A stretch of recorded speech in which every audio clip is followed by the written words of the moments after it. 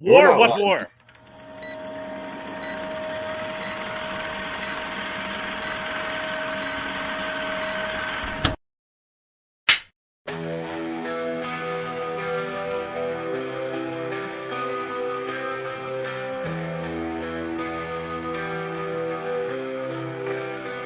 In the city's vibrant, pulsating night, neon lights on loud, masks conceal the truth, and whispers reveal secrets. Crystal balls spin mysteries, fortune tellers weave cosmic tales, and truth is tangled in electric threads. The masquerade unfolds, colors clash and neon hearts guide us through the crowded glow. Fireworks explode in our minds, hidden codes wait to be found, and every flash reveals what's underneath. Memories haunt us, light bulbs flicker and shadows linger. The curtain rises, lights ignite the scene, and the stage burns under fiery skies. The show must go on, we'll take the chaos and find our way through every stumble. No mask can hide the fire in our eyes. We're spinning stories under open skies, and when the music fades, we'll still be standing. Curtains draw open, lights ablaze, magic whispers through the night, as masks and dreams converge in spectacular display. Shadows dance, voices enthrall, crystal balls reveal secret signs, threads of fate entwined in tangled lines. The reactor twist unknown, on a stage of stars where dreams unfold. The show must shine bright through chaos and strife, every spark a tale to tell, a symphony of rebellion. Drums beat like hearts of fire, scripts burn with raw desire. Books of untold stories, pages turning brave and bold. Spotlight calls never fade, through leaps of faith and masquerades. We've seen a gamble, each step a leap, dreams awaken where we sleep. Lights dim but hearts ignite, curtains rise to greet the night. We stumble, trip but never fall, the show goes on, we give it all. Raise the roof, shout aloud, through darkness we face the crowd.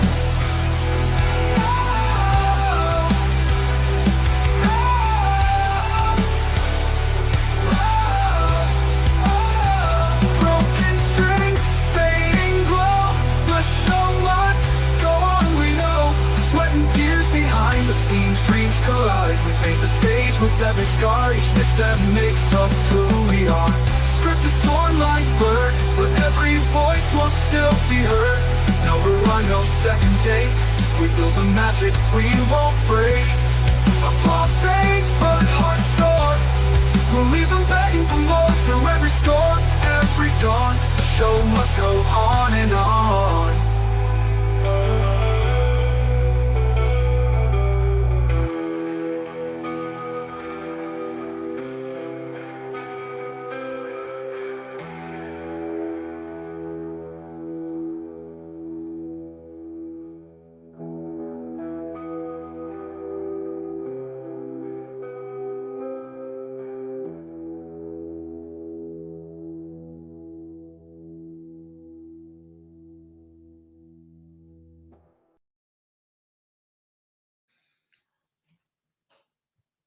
Greetings from South Carolina.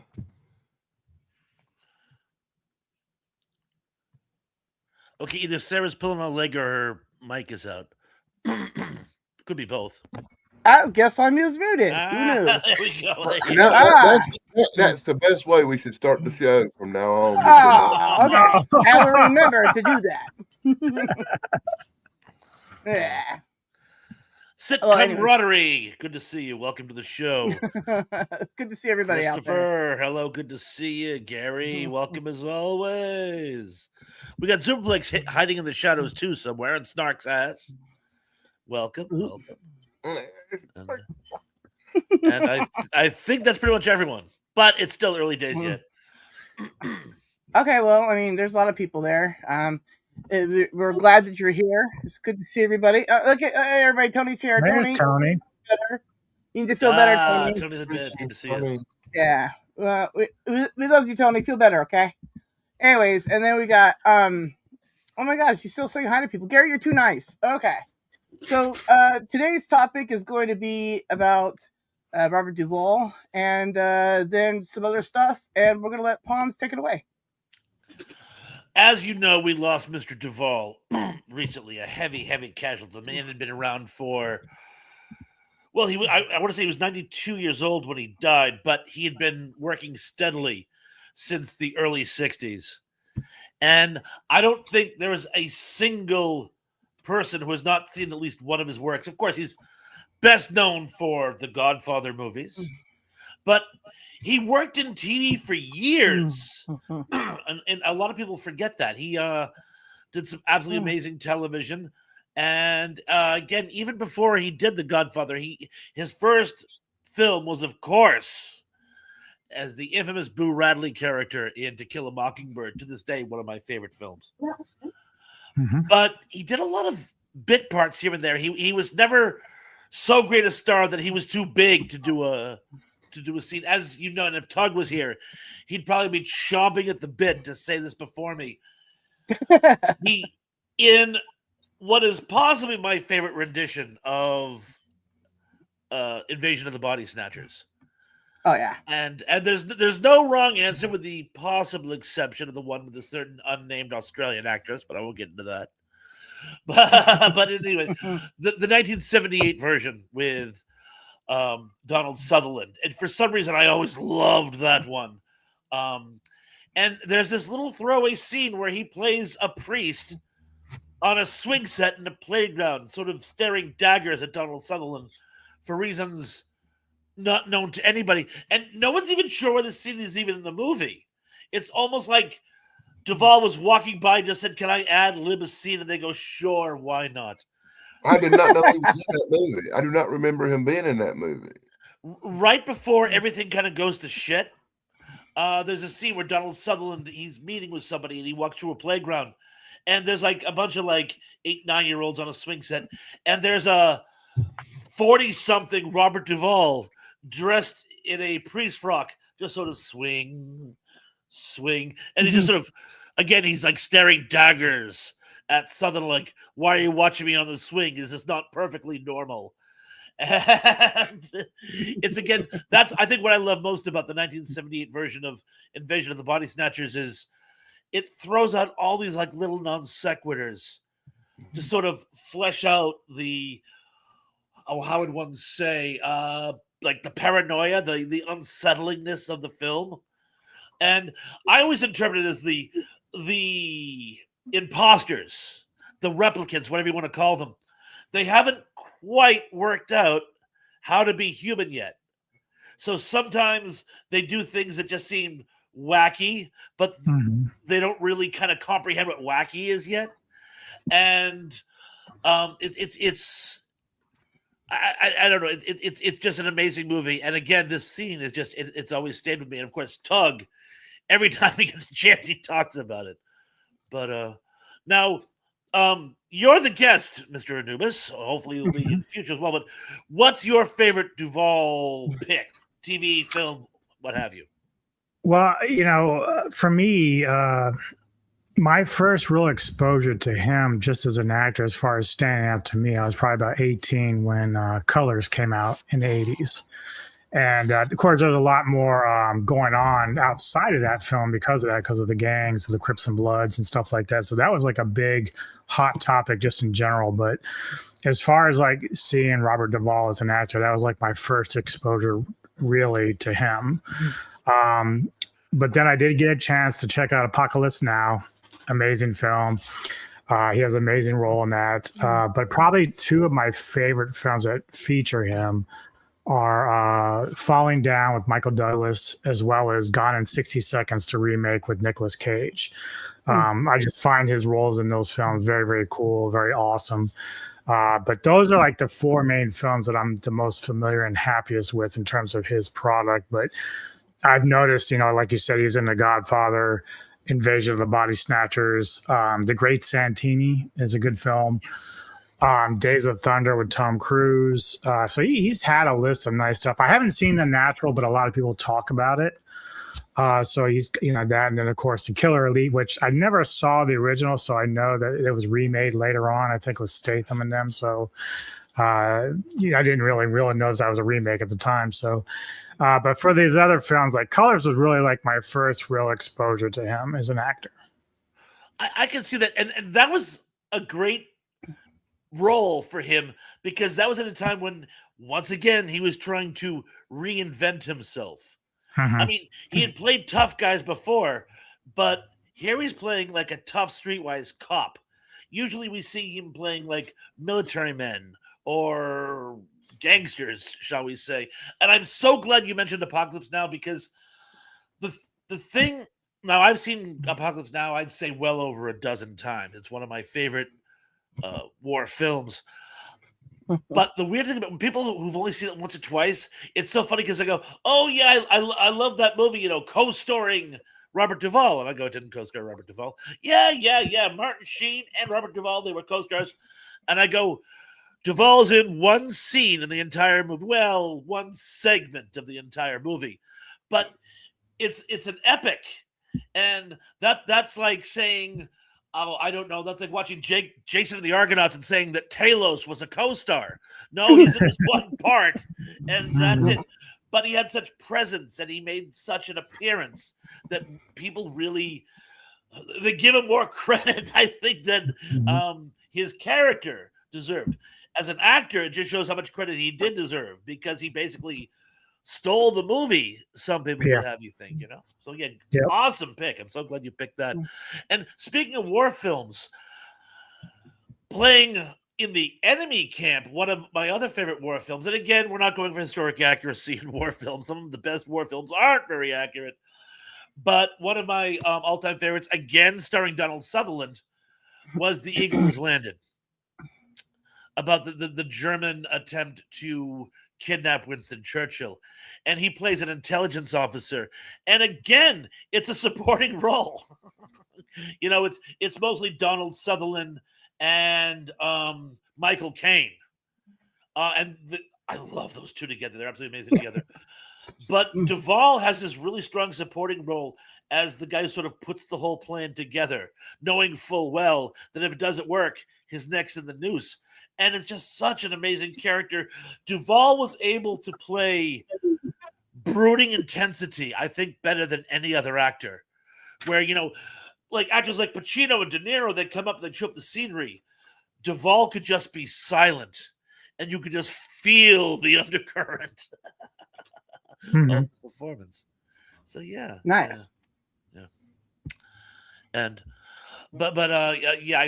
someone mentioned MASH, and I'm glad you mentioned MASH too, by the way. It's a rare role where he actually plays a bad guy. Even in The Eagle Has Landed, he's not playing a bad guy. He's just playing an intelligence officer. In MASH, he plays Frank Burns.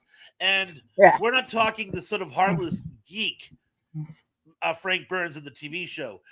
The Frank Burns in the movie is an asshole, and you really don't like him. Kiss my lips, Frank. They're hot. Yeah, I know. Great movie. Actually, the movie MASH might have been my introduction to Robert Duvall because even though I've seen some of his earlier movies before that, like Bullet or To Kill a Mockingbird, I don't think I seen them till after I saw MASH. Huh. I didn't even see To Kill a Mockingbird till in the 80s or early 90s. I don't think I did either. I think I didn't see To Kill a Mockingbird until I read it in high school English class and then went out and saw it because I liked the book. So you're right. I may have not seen that first. I think the first thing I saw him in was Invasion of the Body Snatchers, now that you mention it. No, I think Bullet might have been before that, but I did not see Bullet till I got into Steve McQueen around about the time he died after he made the Hunter movie. And after he died, I started watching those Steve McQueen movies, and that's when I seen Bullet and all that stuff. Yeah, I was the same way. I think I got introduced to McQueen with The Hunter, and then I kind of went down the rabbit hole, and that's when I found Bullet and stuff like that. So it's ironic that probably one of his best movies that he ever made was the last one he made. They got people into him, That actually happens a lot. That happens with a lot of actors. Well, it happened with Jimmy Dean, but of course he only made 3 movies. Everyone says, "I'm trying to get all James Dean's movies," and I go, "What, all 3 of them?" No, he made 3. He made 3 feature films. That's funny. Well, actually, another movie I saw with Duvall almost by accident, and you guys are gonna laugh when I say it. As a kid in 1977, totally in awe of the massive George Lucas science fiction epic. Come to find out, a local TV station in my area said, "And we have another science fiction film by George Lucas." And I go, "Oh, another science fiction film by George Lucas? Oh, I can't wait. What is this amazing George Lucas science fiction film?" And it was THX 1138. No. And before I get into whether I liked it or not, little secret, when you watch THX 1138 on the heels of Star Wars, it really throws a wrench in the works. Yeah. All right. Noted. No. Dan, have you seen THX 1138? Yeah, if you watch it when you're eating shrooms, it really will throw a wrench in your. How about you, Sarah? No, I have not. I haven't even heard of it till just now. So You're kidding. No. But DJ, I know you've seen it. Actually, I do not know. It sounds very familiar, but I can't really place the movie, so I have no idea. I definitely heard of it before. I've heard of the film. It started out much like Dark Star was John Carpenter's student film. Yeah. THX 1138 was Lucas's student film, and he and his buddies filmed it in a mall when there was nobody there, because I guess he knew a security guard was a friend of his, and the studios liked it and they gave him a budget, so he went out and he made it, and he got Duvall, he got Donald Pleasance, he got Sid Haig, he got Johnny Weissmuller Jr. He was not the original Tarzan, but one of them. And he made this movie, and it's a post-apocalyptic movie set in it's basically a massive subterranean bomb shelter situation run by a police state. And he plays a guy who inadvertently becomes a sort of folk hero. What's I'm looking for? Robin Hood. Well, he goes against the grain. He didn't intend to, though. It was done by accident. And I've learned to appreciate it much more as I get older in life. I got to tell you, though, as a 10-year-old kid, I really I'll tell you, I seen it once when I was really young, and that's all I barely remember it. It's weird. It's one of those films where every time you see it, you find something, you take something different away from it. So it really has a lot of merit, and there's a lot of subtle things that you're meant to pick up, or were there by accident. But either way, I've learned to love the film, and Duvall's great. I don't know if it's a trick of my memory or if I'm just getting older and not remembering things right. But I remember seeing a John Wayne movie called, I think, True Grit. And does Robert Duvall get scapped in that movie? Is Duvall in True Grit? Yeah, he's in True Grit, the original one. Yeah. I haven't seen it in years, to be honest with you. So, okay. Does he get? It was a 1969 movie, but does he get scapped in that? I don't recall. That's a good question. I've only seen the remake, so I never saw the original. Huh. It seems like I remember the only 2 actors that I've ever saw get scapped really good was Brian Keith and Robert Duvall. Lee Marvin did in something too, and I can't remember which one. But and I believe it was Christopher who mentioned in the chat that he did an episode of Outer Limits. He actually did 3. Really? Yeah, he was in The Chameleon, where he plays let's just say an alien that goes native. I don't want to give anything away. But there's another one called I have it jotted down here actually. It's called I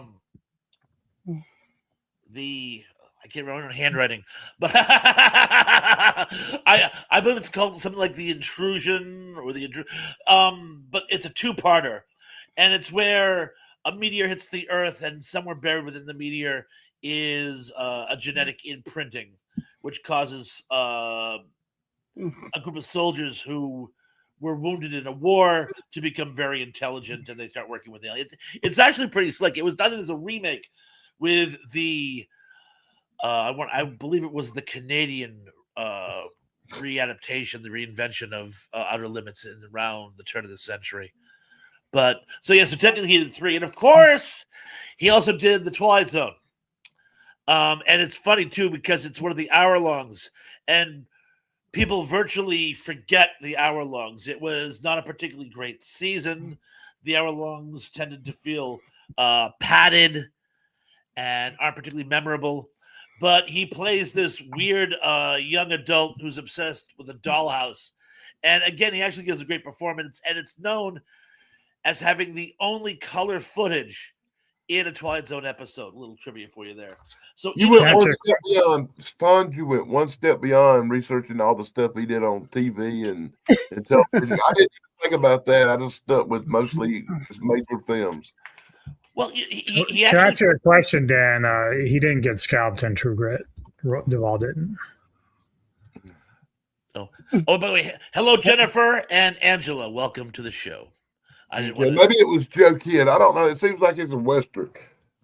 Well, they mentioned that they say something like the character who was famously scalped by John Wayne in a Western is Scar in The Searchers 1956. Okay, he didn't get scalped by John Wayne. He got scalped by an engine. Well, I looked it up. They say he doesn't get. They say he gets shot in True Grit. They don't say he gets scalped. So I don't know who gets scalped in that film. Well, he got shot when he got killed, but he got scalped and lived. That's why he's walking around with that big bald ass head. So that was done off.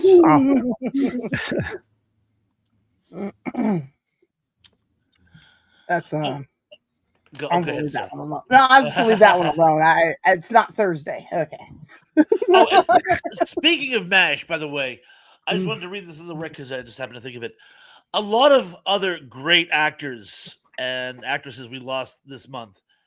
It's February was a crazy month. A lot of heavy casualties, and one of them we lost was Bud Cort, who starred with Duvall in the MASH feature film. Bud Cort, though, he's probably best known for one of two things. He was in Dogma, and he was in Harold and Maude. And yeah. Dan apparently has seen Harold and Maude. It's not that bad. It's like I remember there was a TV Land commercial one time for Maude, right? And it was like, what if Maude was a foghorn? And she opens her mouth and like the foghorn noise comes out of her. I'm like, oh, that's so perfect. Sorry, set it on in there. But Harold and Maude is a little different. Maude is a sitcom about a middle-aged woman. Harold and Maude is about a May-December relationship. All right. I'm not gonna touch that with Epstein's pole. Oh, yowza. Yikes. Yeah, he actually did a surprisingly lot of science fiction and post-apocalyptic works. Most recently, Cormac McCarthy's The Road. You guys all see The Road?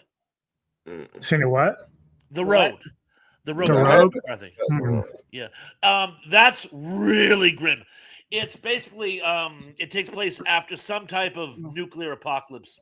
The reasons are never shared. But of course, that always made sense to me because very few people would have insight as to what actually happened after an apocalypse. It would happen. There might be rumors, but that's about it.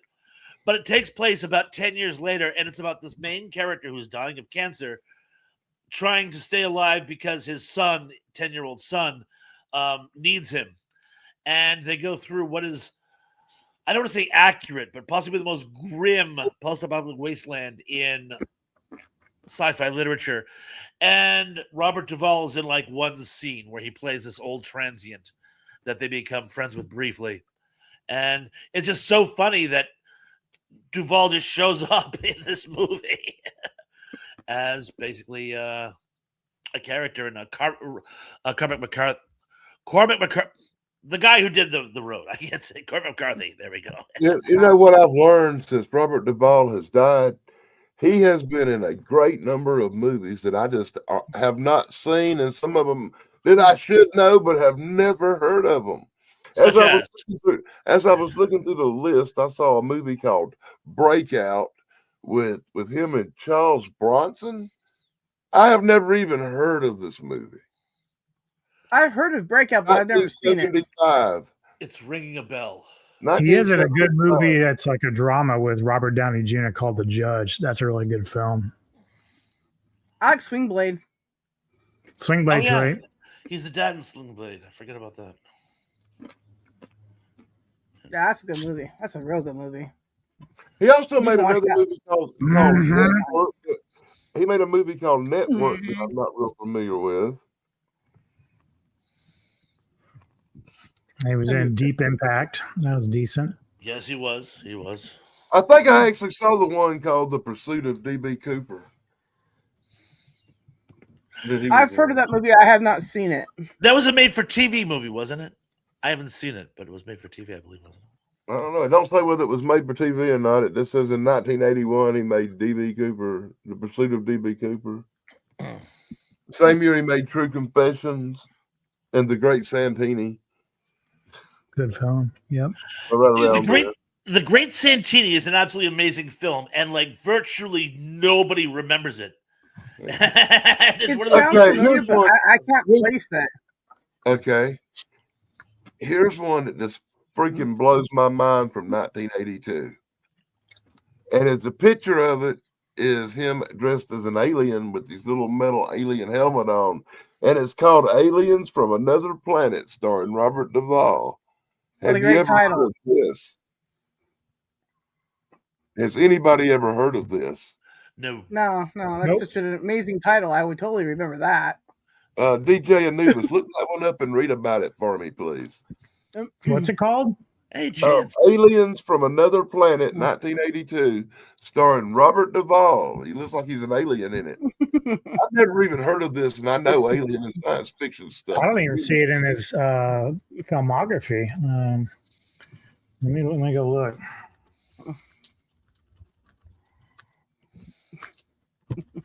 Yeah, no, I'm at a complete loss. I don't know. That's just. I mean, who comes up with these titles? Oh, I believe you. Oh, it's not called Alien from Another Planet. That's from a Time Tunnel, an Irwin Allen TV show. Well, it does list it as Aliens from Another Planet, but it probably has an alternate title, and that's probably why it's not coming up. You know what they did this a lot in the early 80s and the late 70s. You would take an old TV show, take a bunch of the episodes, and re-edit them together into a feature film. Yeah. They did that with Planet of the Apes TV show. They did that with the Dylan Hunt saga. They did it with Johnny Sucko Giant Robot. I'm guessing, Dan, that was a few episodes of the Time Tunnel they cobbled together and made into one movie. Well, that's why I probably never heard of it.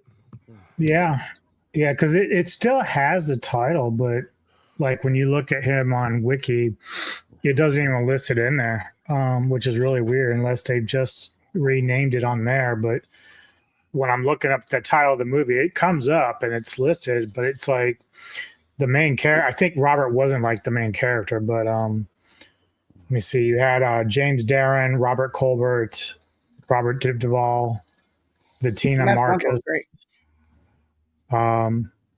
It is from 1982, like Dan said. So I mean, it exists. I just don't know like why it's not listed in his. It's a TV movie. Okay, so it'll probably be listed on TV movies. Yeah. So let me go look real quick because that's probably what it's going to be. All right. Nope. Chance says that the Time Tunnel airs on MeTV every Saturday late night. So. Yeah, they show a lot of Irwin Allen stuff on Saturday. They also show, if I remember correctly, correct me if I'm wrong, Chance, but they also do an episode of Lost in Space and Voyage to the Bottom of the Sea. Mm-hmm. Ooh. which Duvall also did at least one episode of Voyage to the Bottom of the Sea while we're on the subject. But yeah, that's my guess is that they took like say 4 episodes of Time Tunnel and edited them into one made-for-TV movie, like an anthology or something. And you That's have the what it box is. set. Yeah, Thrash. it is. Because it says Mhm. this movie, Aliens from Another Planet, is a compilation of 3 episodes from the TV series The Time Tunnels. That's where they're taking it from. Educated guess, and it explains why it's so hard to find because it's basically just a trilogy of Time Tunnel with a new So name. Dan does have it. Dan has it. If I got around to ever watching this stuff, I just recorded it off MeTV, and I'm not even going to play the DVDs. I'm going to watch it from TV. But I probably would have knew that if I'd watched it yet. Yeah, I believe he's in the Now you're pilot. definitely like Tony. Tony has like his whole DVD collection he doesn't even watch. I have to force him to do it. I've literally got 1,000 DVD sets behind me and movies and stuff, and a DVD player and a great big new color TV. And I've only watched like 6 episodes of the Evil Dead TV series on it. Oh, it's so good. Yeah. I hadn't got around. I watched most of the stuff on the DVR, not the DVD. I love that meme, by the way. Bed knobs and boomsticks. I'd see that movie. I've heard of a lot of this. Here's an example. I've heard of the movie Colors. I've heard of the movie Hotel Colonial. I've heard of the movie called The Natural, and I've heard of of the Stone Boy. But I've never seen none of them damn movies. Oh, you gotta check out Colors. It's so good. Yeah, police procedural gang movie. It's actually really good. And in a small but supporting role, they have Damon Wayans is in there. yes, exactly. And he plays like a gangbanger, and he's actually really cool. Yep. I'm gonna go back. I'm gonna go back and actually watch some of these movies, like the one called Breakout with. You have actually Don Cheadle in there. He's young. Yeah. He's a gangbanger. I seen this race car movie called Days of Thunder, and he's in that. I saw that piece of crap. It also stars Tom Cruise. Speaking of the unnamed Australian actress, she's in that too. But there's movies on here like Convicts and The Plague, Stalin. Well, The Plague was a French film. I've never seen none of these movies. I thought The Plague was a French Have you seen Falling Down? Falling Down, yeah, I've seen that. Okay. You were going to scare me there for a minute. As a matter of fact, that was the next one on the list. Gods and Generals, another good one. But I didn't see the Stalin movie or the one called Plague. I haven't seen the Stalin movie either, and I'm ashamed of myself that I haven't, because as a history buff who loves period pieces, you would think I'd watch the Stalin movie. He made a movie called Convicts, but after the Shawshank Redemption, I tried to skip all prison movies. Oh, he's in A Pale Blue Eye with Christian Bale. He was good in that too. That's a good film. And he apparently, I don't know how accurate this is, but apparently he wrestled Ernest Hemingway. We all did that. Even before I was born, I In was real wrestling life? him. Oh yeah, It's before I was born. It's got a picture of Robert Duvall, and it says wrestling Ernest Hemingway. Really? Before or after 1990. he shot himself? 1993. Ooh, too soon. Yeah. That was in 1993. Well, Hemingway died in 62, so it would have to be. Hey, here's one I seen, Geronimo. Oh, Geronimo. Oh, Geronimo. Oh. I saw most of that as a kid, and I don't remember it too well, other than my neighbors next door had a dog named Geronimo, so then I would just do the Geronimo. Anyways, never mind. Let me point out that I did not say I liked the movie Geronimo. I said I had seen it. No, I never. I don't remember it. I was a kid. I'm sure somebody got scabbed in that movie, though. He's focused on that scalping. Yeah. That's okay. I just got done rewatching Delta Force the other day, and watching Robert Forster try to play a terrorist was quite amusing, to be honest. I had one of them days where I didn't want nothing to overload my brain yet the other day, so I watched some movie about half shark, half alligator looking thing, shark the gator or something. Okay. I spent my day yesterday watching Columbo between doing stuff, so that's what I did. Columbo. Not There's Robert Duvall, one but more still thing. cool. One more thing. We could do a whole show on that. Ooh. So while we have a second, though, a couple of the heavy casualties that I want to mention. As everyone knows, we lost Neil Sedaka. Yes. Also, for Graham, I just saw you in the comments. Hello, Mr. Graham. I'm sure you're very busted up for the loss of Mr. Robert Grant, who brought us Spitting Image and Red Dwarf. Very sorry for your loss, my friend, and ours as well. I never watched Grey's Anatomy, but a lot of people did. My daughter and granddaughter did. And we lost Eric Dane to horrible, horrible disease, ALS. Yeah. I wouldn't wish that on an enemy. Only 53 years old. Only 53, very sad. Wow. And also, as I mentioned, Bud Cort, who was 77. You can add your own in the comments below, or you guys. Wait a minute. Did you bring up, was one of those guys the guy from Revenge of the Nerds that passed away? Oh, Robert Carradine. Yep, Robert Carradine. Yeah. He was actually on the top of my list, but I saw that and thought it was Robert Duvall, so I didn't mention it. So thank you very much. Yes, Robert Carradine. In Yes, fact, they look so much alike. Yeah. Spitting Image. But they're cousins. He's actually in one of my favorite westerns, a movie called The Lone Riders. The beautiful thing about that is there were four sets of brothers that actually, historic sets of brothers that actually take part in that film. And they got four sets of Hollywood brothers to play these characters in real life. Of course, the Carradines and the, who was it? It was I'm drawing a blank here. Keach, thank you, Keach. This is Keach. Hi, Mrs. Thrash. Thanks. They all say hi and thank you. And of course, they played the Coles and the Youngers. And then, of course, you got the Quaids and the guys from The Simpsons. The Guest brothers as well.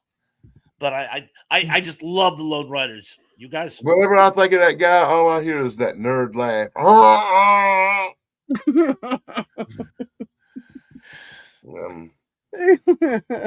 So the only character we got left now is Keith. Oh, amazing. Crazy. One day we'll have to do a movie about the Carradine movies. Oh, Well, that'll be fun. Can anybody name the one Carradine film I reviewed in my content channel? Anyone? Comments or panel? When did you review this one? I bet it wasn't Bigfoot. It was my first year. It was literally it was one of the first movies I did. Well, then that was like 100 million years ago, so I don't remember now. But I know I saw most of your early stuff. It was the Idaho Transfer, and Keith Carradine has like a walk-on. He's in it for like 3 minutes, so I didn't expect. I barely remembered it, but it was worth a shot. But yeah, but if you do get a chance to see the Idaho Transfer, it has a good twist ending. It really does. It has no budget whatsoever. I think Peter Fonda financed the whole movie on his credit card. Do you have the Idaho Transfer? I don't think I caught that movie. You can find it free on YouTube, I guarantee you. The name like the Idaho Transfer, I don't think I'm going to look for it too hard. It's not a bad movie, despite almost comically low production values. Yeah, here's a movie he was in that I really, really liked a lot, and actually remember his part in, and that was Phenomenon with John Travolta. Oh, yeah. I love that movie. I thought that movie was brilliant. That was a good movie. I saw it in 8th grade with a friend of mine, and she, in fact, still to this day has the movie ticket from that day. I don't, but she does. Yeah, and she was like, "Do you remember when we went to this?" And I was like, "No." And then she tells me all about the day, and I was like, "I do remember that." Anyways, yeah, because it was a good movie. I did like that movie. In fact, I even owned it at one point until it got stolen. So, woo. I still have it over here somewhere. I stand by what I said. The only movie I like that John Travolta dances in is Pulp Fiction. I do not like John Travolta dance movies. So no Saturday Night Fever for you, huh? Oh, and that Urban Cowboy makes me want to throw up. It actually has bad effects on me to watch that movie. Oh, God. What about Michael? Yeah, okay, I'll give you Michael was pretty good. He dances in that. It was entertaining. I like most Travolta movies, even the one where the look who's talking, whatever. Yeah. Yeah, but I really those don't. were I the don't first one like was them. cute. Yeah. I don't like the 3 or 4 he made where he's a dancing fool. He actually plays a pretty good villain, like in Broken or Swordfish. I think he's really good in those. I really liked him in The Boy in the Plastic Bubble. That's why I remember him first as a kid. I really liked that movie when I was a kid. I thought it was different. I know. Face Off is one of my favorites with him, by the way. That's a great movie. I love Face Off. Oh yeah, so good, so good. And it's the layers, because at one point he's not acting like himself; he's doing Nicolas Cage's impression of him. You know, yeah. Right. I thought that was so masterful between those two actors that switch roles. Yeah, so it was great. It's one of those movies that you don't forget. Definitely don't forget that movie. It's very good. You can really tell the difference. There's a distinction. Sometime over this year, I'm going to go back and watch some Robert Duvall movies. Cool. Apparently, some of these I missed. It's bothering me that I missed them. What is Gods and Generals? That's the Civil War, Battle of Gettysburg. Assassination Tango. This looks good. John Q. That's what Denzel Washington, I think. Yeah. And this is one called The Sixth Day. I never heard of none of these movies. I'm racking my brains. I can't place them. Yeah. Well, Gods and Generals I could, but I mean. This one I saw, the one called Deep Impact. I really like that movie a lot. I can't really remember that one too well, but I know I've seen it. I think it was like a space movie or something. Yeah, but I remember his old ass being in it. It's an apocalypse movie, kind of like came out the same year that Armageddon did. It was like it was that one. It was the lesser one. That's why. Because I mean, nobody remembers that movie because it didn't have that really good song in it that they played too much. I forget that name of that song. Whatever. Don't want to close my eyes. Oh, there you go. Aerosmith. I'm from Massachusetts. I got to know my Aerosmith. Yeah, well, yeah. Well, it had Steven Tyler's daughter in it, so of course he's going to do the soundtrack. Who was having an affair with Bruce Willis at the time? Really? And I did not know that. Daughter while doing that. Ew. Oh man! Yeah, they were having so taboo. Well, supposedly John Travolta was in The Boy in the Plastic Bubble sleeping with his mother. That was in that movie. So it's gross. It happens. Apparently, he went through a Brokeback Mountain era where he made 3 movies: The Open Range, Secondhand Lines, and Kicking and Screaming, which is probably what I'd be doing. That was great. Which is probably what I would be doing if I sat through the first 2 movies. Poor Dan. He made one called Thank You for Smoking. Oh, I love that movie. That was a good movie. Oh yeah. I don't know, but the title makes me want to smoke a cigar. We Own the Night sounds familiar. It's a great movie. Yeah, I remember the preview for that, and I had to see it, and then I saw it, and I was like, "That's a great movie." Yeah, I really like that movie. Where did you get? I never heard of this shit. Oh, he was in The Road. Okay, I didn't know that. Viggo Mortensen. That's what I just looked at. Oh yeah, The Road. That was by Kevin McCarthy. That's what I was talking about earlier. Yeah. Apparently he made a movie where he was in love with Jane Mansfield's car. Okay. The name of the damn movie is Jane Mansfield's Car. 2012.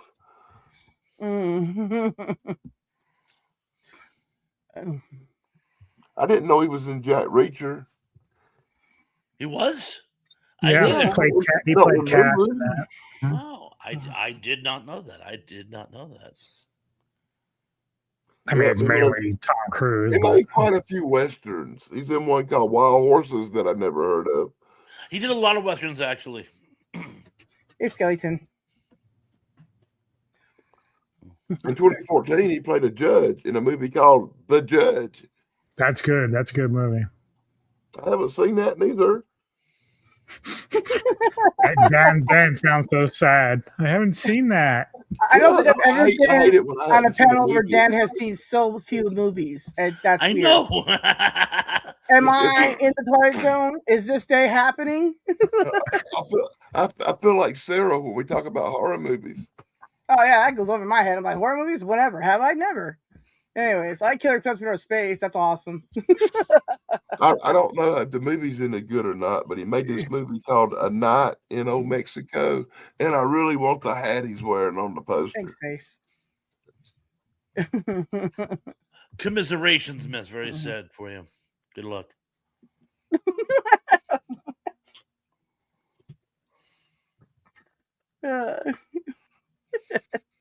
Oh my Anyway, God. okay. What? Yes. He made a movie called 12 Mighty Orphans. You Wow. Yeah. did. You know, In perhaps you, 2021. should have done this research before the show today. No. That's what he said when he popped up. I looked at this before the show, and Miss Sarah was discussing it in your 20 minutes of absence. And we both realized that, hey, we hadn't seen too many Robert Duvall movies because most of them apparently suck. I'm teasing you. I'm teasing you.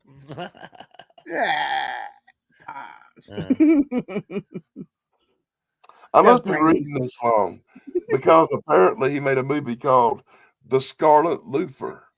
Letter. Okay. The Scarlet Letter, Yes. like I saw And- that in And high it's school. terrible. Oh my God, it's terrible. They See, changed so that's much. why I of it. ain't seen it. You didn't miss anything. It's wasn't Gary Oldman the guy who played the priest in that too? Like Anyone? I don't know. I saw it in high school, and then I had to take a test on it, and then that was it. I didn't have to remember it anymore. Oh, naughty, naughty! You were supposed to read the book, and you watched the movie instead, didn't you? No, we read the book in class. It's just then they made us watch the movie, and I remember watching it, going, "Oh, they could have done this so much better." Well, because And, the you movie know. is so different from the book. Oh yeah, I was like, "What am I watching?" Anyway, It's that not was even fun. one of my favorite classical novels either, but the book is so much better. The book itself isn't that bad. I mean, I read other books that were just so boring. And but then when we watched the movie, I always liked watching the movies after we read the books, right? Because it usually did really good, right? And then I watched that, and I was like, oh, I have to take a test for this. Ooh. but yeah, Robert Duvall plays the cuckolded husband. Yeah. Google that. I don't know what happens, but he made a movie in 1974. I didn't watch it because the title was The Conversation, and I just didn't want to watch two people sit there and talk. Superplex. This is gonna sound like a stupid question. Okay, the 7% solution.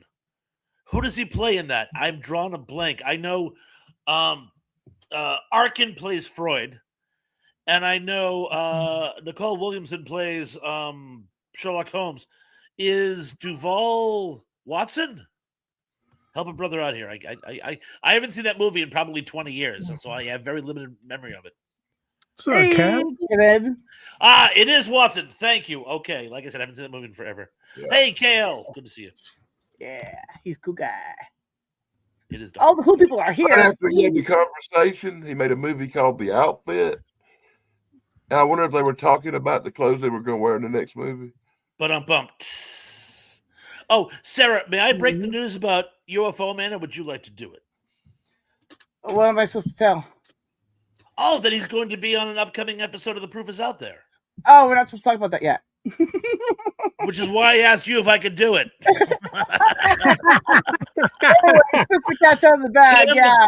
Tim, I'm Yes. so sorry. I am Well, so. he made a public post about it, so it's actually okay. I was just giving you a hard time, Pons. I'm sorry, I had to. Somebody has to. I mean, you've been teasing us all day. It's only fair. No, I deserve that. I deserve. Thank you very much. It's like, oh no, I read a public post. Was I wrong? No, you're not. Anyways, yeah. So it hasn't aired yet. So once it does, we'll keep everyone we'll keep everyone posted when it airs and whatever. And then it'll probably be free on YouTube at some point. But yeah. And congratulations, Tim. That was really, really cool. Mrs. Thrash and I watched that show. It's a pretty good show. I like it. Yeah. So yeah.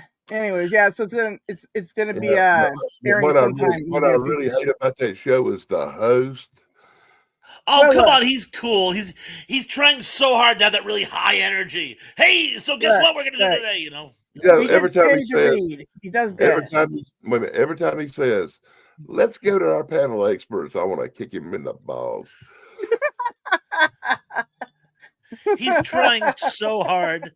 He is. He's trying so hard. You've been kicked off that channel, haven't you? there were a lot of shows like that these days. There's the one with Dan Aykroyd. There's the one with William Shatner. There's the one with Lawrence Fishburne. There's a lot of shows.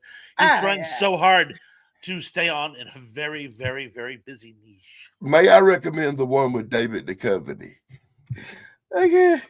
Now he puts me to sleep. The show is great. The show is great, but he's about as captivating as watching paint dry. And it's so funny because he was so interesting on the X-Files, and I watch him saying, "Boy, have you lost your edge?" He sounds like he's falling asleep, like he's past his bedtime. In 1947, a UFO crashed at a place called Roswell. It's like, dude, tempo, energy. Wake up. Hey, dude. Hey, he's getting older like we all are. At least he ain't doing it like Bruce Willis. Ooh. Oh, too soon?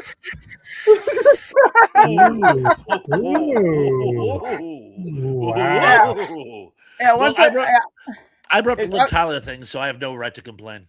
That's okay. I kind of feel like a jerk because, like, I was watching all those like later Bruce Willis things, and I'm like, "What is happening here? Why is it so terrible?" And then I found out that he was just trying to maintain his brain for the longest possible minute at a time, and I was like, "Oh man, am I a jerk for all those things I said?" Whoops. Anyway, sorry to the person who doesn't know I exist. Here's an interesting trivia fact for you, Pons. Apparently, Robert Duvall is in the one freaking Clint Eastwood movie that I've never seen. Which is?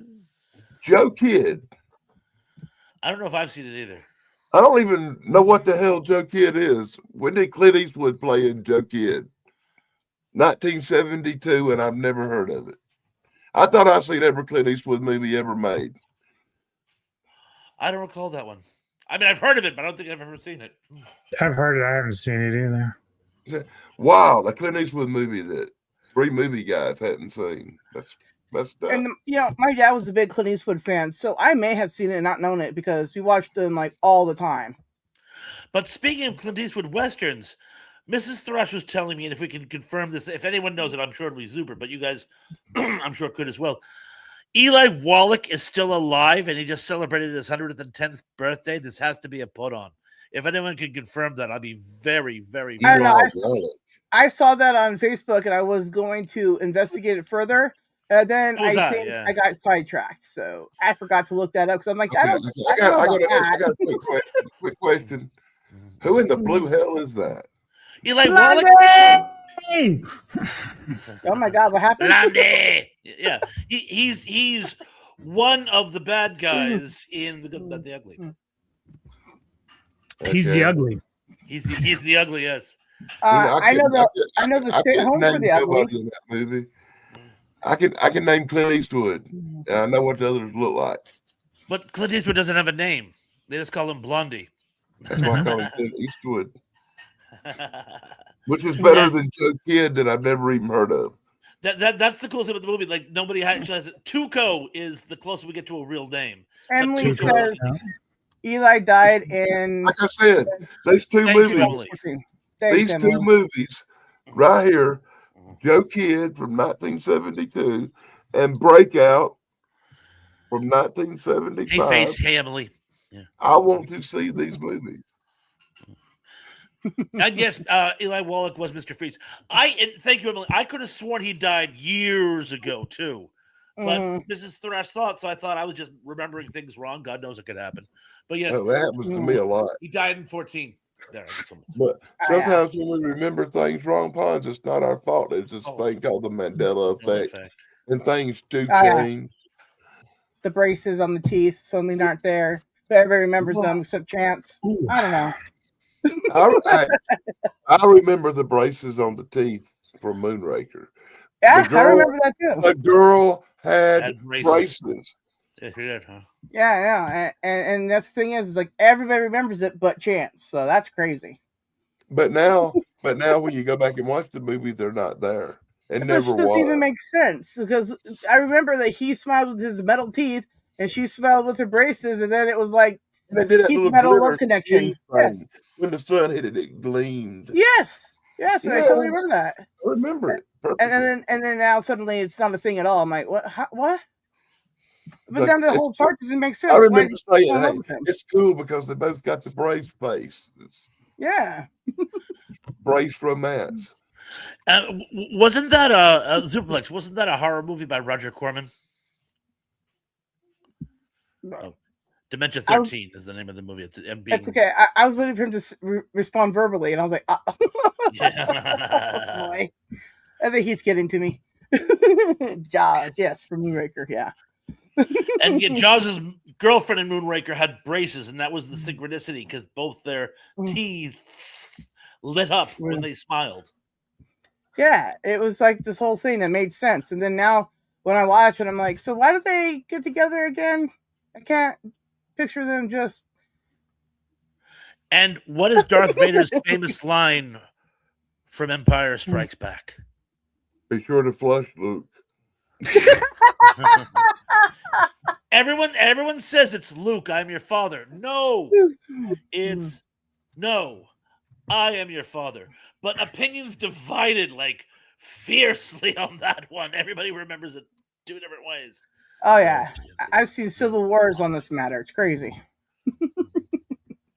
I've seen interviews with the guy who played Darth Vader where he was doing a line on TV, and he said he remembered it the other way too.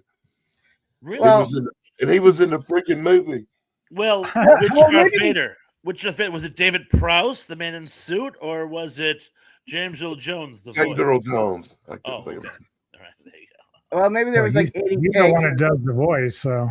Yeah. Well, because the funny thing is, David Prowse, when he did that scene, they gave him a different line. He says, "No, Obi-Wan killed your father," because they didn't want him to know because they was afraid he might blab.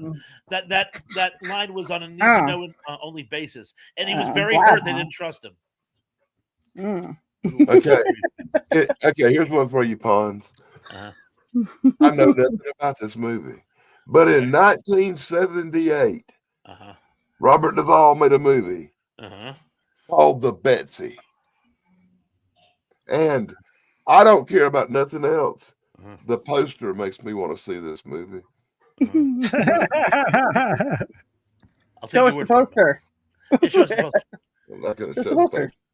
Uh-oh. That kind of good, huh? Google it. Google the poster if you want to see it. Heavens to Betsy. Apparently, it's got like pictures of like 10 actors on the cover, so apparently it's an all-star cast, and I've never heard of it. Hans, I am not your father. Oh, there. Yeah, nothing else. All right. My father tried the same stunt too. Ooh. Wow. The therapy bill is going to be astronomical after this show, isn't it? When is it not? True. Mm-hmm. Oh, you remember a good time. Very cool. Very cool. Cool. I just thought Star Wars was really interesting. It no matter where you went in the galaxy with all these different creatures and all these different people, they all spoke perfect English. British English too, even. It's really good too. I love that stuff. You know, they're all people, they're talking, they're all just evil British people. And I'm like, what is this? Dirk Benedict, huh? Very nice. The only good episode from Galactica 1980 was the one with him, the one loosely, when I say loosely based, I mean a direct ripoff of Hell in the Pacific, where it's him and the Cylon trying to survive on the desert planet. Any takers? No. So any man that could make Galactica 80 good is aces in my book. Hey, Dirk Benedict had a distinguished career. Not only was he on Battlestar Galactica for the becoming famous forever, but he also, he was also on some other shows. The A-Team. Like the A-Team. When we were kids, he was in a cop show about helicopter cops. What was that called? Oh, good God. You too, huh? I thought about that today. And I'm like, it was only on for, like it was only on for like 1 or 2 seasons in like 1974. You know, I think it was called Blue Thunder or something like that. It was called Chopper One. Chopper One. 13 episodes in 1974. Wow. And I've never freaking heard of that neither. You didn't remember that show? Oh my God, I love that show when I was a kid. I was heartbroken when they canceled it. Chopper One, dude. I remember one night I had to go to bed early because I was sick, and I begged my mother to let me watch it so I could actually crash on the couch until after Chopper One, and then she put me into my regular bed. But I couldn't miss Chopper One, even though I had to go to bed early because I was sick. I'm lost, man. I never saw Chopper One. Take my word for it. But he was in that. But I'm willing to bet there's a chance some of them episodes are probably on YouTube. Oh, and Tim, Dialects would rip the snot out of the Cylons. Not even a contest, man. Not even a contest. Exterminate. Anyway. Yeah, Dialects. I like to see them fight the Borg. Okay, but let me now point this out. Cylons against Cybermen.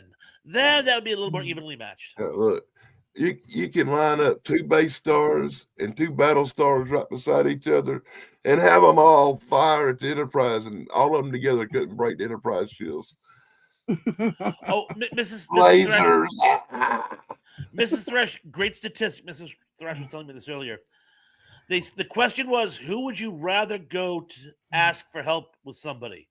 Somebody in a Starfleet red shirt uniform or somebody in any Star Wars uniform? 97% said Star Trek. Yeah, I would have to go Star Trek too, because then that way, in case somebody's trying to kill me, I had a human shield, so it's perfect. But yeah, Team Star Trek here too. Yeah, Star Trek Forever, of course. I need a shield sometimes, a human shield. We all do. I would take the Star Trek red shirt guy because it could be Q in a red shirt. Well, there you go, and then you're still gonna be screwed. John D. There's an episode where Q wears a red shirt. Yeah. Yeah, I was just talking with Pat McCormick about Squire Trelane and how everyone is convinced that Trelane was the child that Q had with his friend who was on the other side during the Q Civil War. The her? Woman, yeah, her. Whatever. I her. can't remember what her name was. Yeah, she also played Worf's Klingon woman, and also a Vulcan who goes down to the planet and sees Data's grandpa for the first time. So yeah, she's done a lot of different roles. Are you talking about Q's kid from Voyager, where he brings the kid Janeway to take care of her or something? Yeah. Well, that was a funny episode. In Next Generation, there's a subplot where the Q fight a civil war. No, that was in Voyager. Voyager. I'm sorry. I keep saying Next Generation. I'm sorry. I meant Voyager. We'll forgive you this time. They thank you. They have a civil war, and but it looks to the Starfleet personnel like the actual U.S. Civil War, because that's how we would interpret it. Yeah. Whenever the Q show themselves, it's just whatever our minds can best imagine. So there's no progression in their species. That's why they exist as the scarecrow to dirt road, right? Because that's all they can do. So when the 1Q wanted to off himself, and that happened, it shook it up. And then Q's like, I know how to fix it. They have a baby, and then what did you know? No. But And yeah, again- if you again- don't have and- progression, there's stagnation. And this is where we come in, and the baby is the Squire of Gothos. Yeah, I thought that was a good episode too back in the day. At the very end, he's just like stuff you see crying. Ah! That was so funny. But I That was was good. winning. I know. Anyways, good times. But what's interesting is in the episode, the power source is the mirror, right? Or whatever that was. And that wasn't exactly like just omnipotent power. So interesting. But you see, that's just how we were. Well, not us. That's how Kirk and Spock were interpreting it. He had an entity. He had something which could focus his power because he was a little kid, and that's just how the Starfleet humans would interpret it. But yes, I think we're boring Dan to death. Yes. Hey, Blue Chicken. Dan, I thought you were as much of a Star Trek fan as we were, so I don't know. I love Star Trek. I love it more than most of hell. There's Star Trek comic books on the wall behind me, but you know what? It dawns on me Robert Duvall was never in no Star Trek nothing. No, Robert Duvall was never in. He was not. What? I thought we were talking about Drew Carey again. Oh boy. No, Robert Duvall did Irwin Allen sci-fi, not Gene Roddenberry. Thank you, Gene Roddenberry sci-fi. Dude, Mrs. Pons, why don't you just come on? Apparently he was in the Betsy. Heavens to Betsy. Oh, Hi, Blue Chicken. Bed seat. I was like, what's bed seat? Now, Blue Chicken, is that where they get the blue milk from in Star Wars? Oh, I don't know. You should ask him. Chickens don't give milk. I can't deal with it. Hey, Blue. What happens in the Betsy with Robert Duvall? In the 1978 movie The Betsy, Robert Duvall portrays a character who opposes his grandfather's fuel-efficient car project. He wants to destroy the car and his grandfather's legacy because of family issues and past betrayals. It sounds absolutely freaking boring. That's a really dumb plot line. Hey, I'm going to destroy some good technology because family history is dumb. The bad part is Robert Duvall's in this movie looking like he's 80, and he's fighting with his grandfather.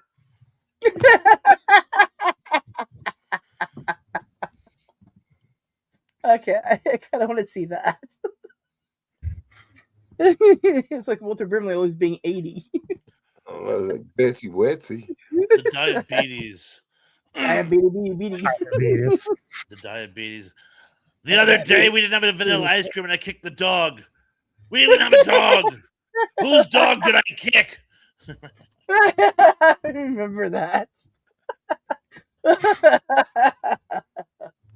All right. Okay, Robert Duvall was in The Light Ship in 1985. Is that a spaceship show or a sea show? Or does it travel light speed because it's the light ship? I know nothing about the light ship. Does anybody? I'm afraid I am in the same boat you're in on the ship. I'm glad to see that none of us actually watched Robert Duvall movies. I don't feel so bad now. I don't either. I thought I was going to get wasted on this panel because y'all were going to know all the Robert Duvall stuff that I'd never heard of. Well, I know the ones I've seen. Well, yeah, there was those movies. There were 5 that we saw that were good. There was others. Hey, it could have been Robert De Niro that passed away. I could talk for hours, and he's an asshole. I don't like him either. Yowza! Yeah, but I've seen lots of Robert De Niro movies. I really have. Me too. Yeah. All right. It was painted dark. It was light. I'm guessing the light ship. Okay.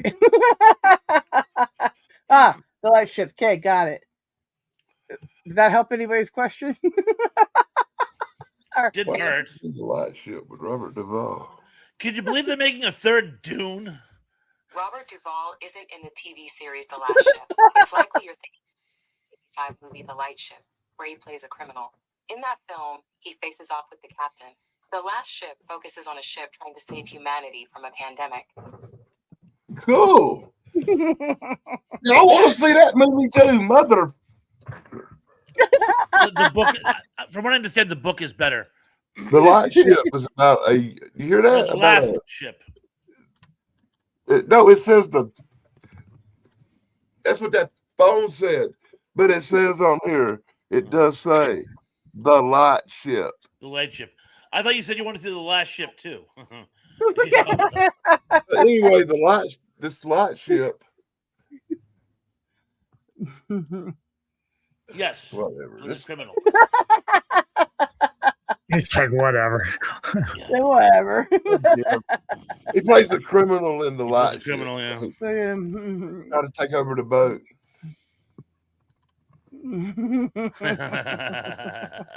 Once again, these movies I have never freaking heard of. All right. This is a show that I can't believe is happening. All right. All right, cool. So How about them Dodgers, huh? Baseball, anybody? I give them all. All right. So Shelley Duvall was a better actress than Robert Duvall was an actor. Oh, Dan's really stirring the pot now. You know that in Time Bandits she hurt her neck. That scene where they all drop in on her while they're in the stagecoach. Terry Gilliam wanted to show her how it could be done without hurting her. He dropped through first, and he landed right on her neck, and she suffered like a vertebrae injury that plagued her for the rest of her life. wow. Little trivia there for you, huh? But yeah, Shelley Duvall was a good actress. Acting just didn't like her. Much better than Robert Duvall was an actor. Oh yes, Gary, and we talked about that earlier about how Robert Duvall was in Invasion of the Body Snatchers, the best one. I really can't say that. I can't say that because I haven't seen him. You haven't seen what?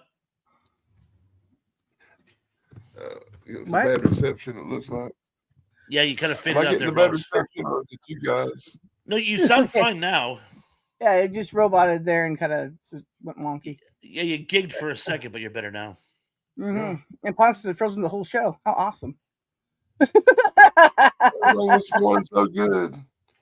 But we've only got like 5 minutes left anyway, right? 4. All right. 4 Oh, minutes.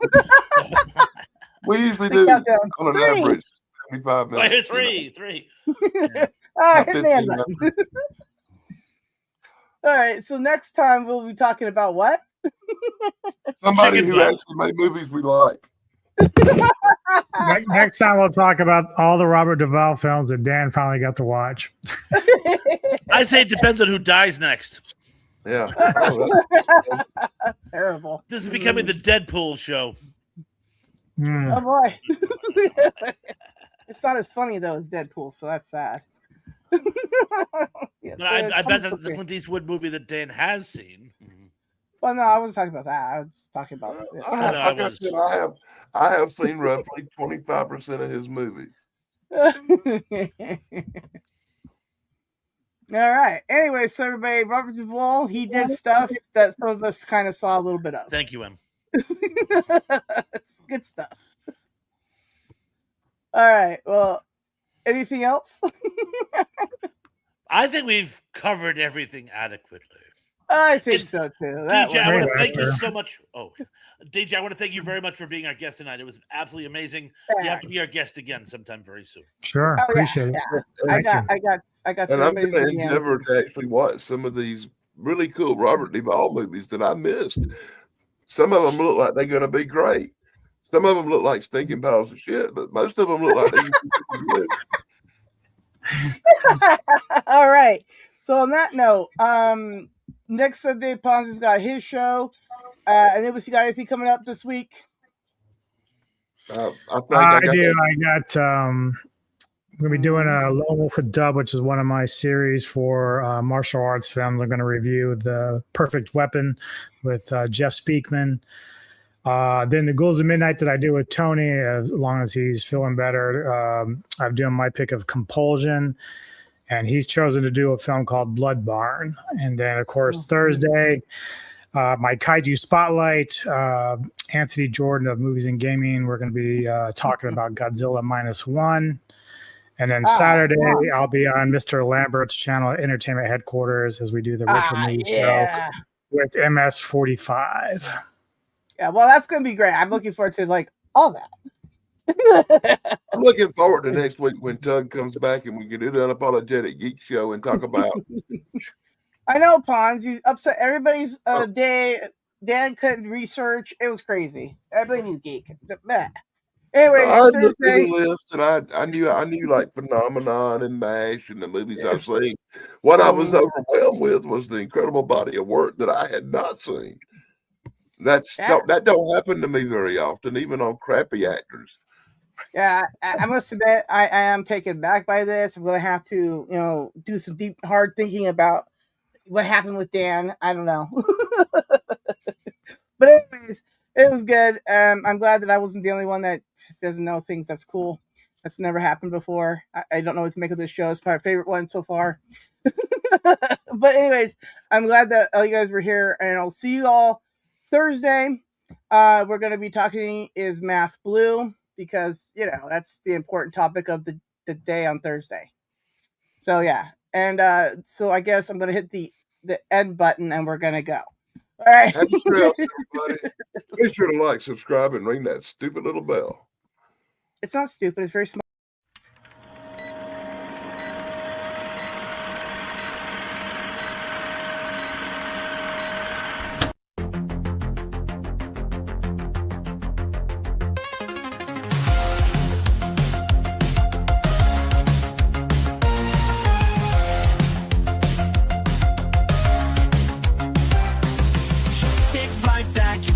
Show with Pons and Dan in a TV flow. Geeks for sure with tales to tell. Every Sunday is pretty swell.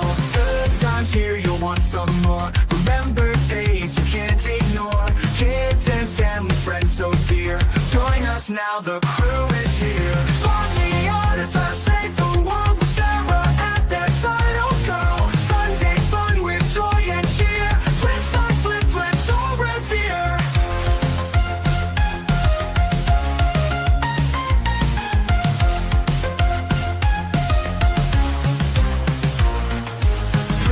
Shows from days gone by, epic moments never die. Internet was such a blast, fun with friends, let's make it last. Time to laugh and time to chat, geek out hard and that's a fact. Sarah's here to add the spice, memories that feel so nice. Love the artifact, save the world with Sarah at their side. Oh go, Sunday fun with joy and cheer. Flip side, flip, so revere.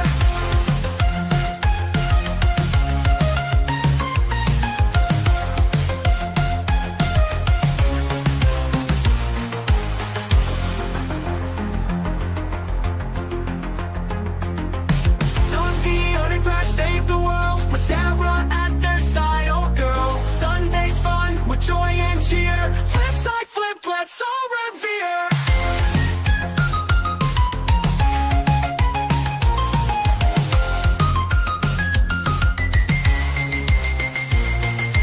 Movie shows from days gone by, epic moments never die.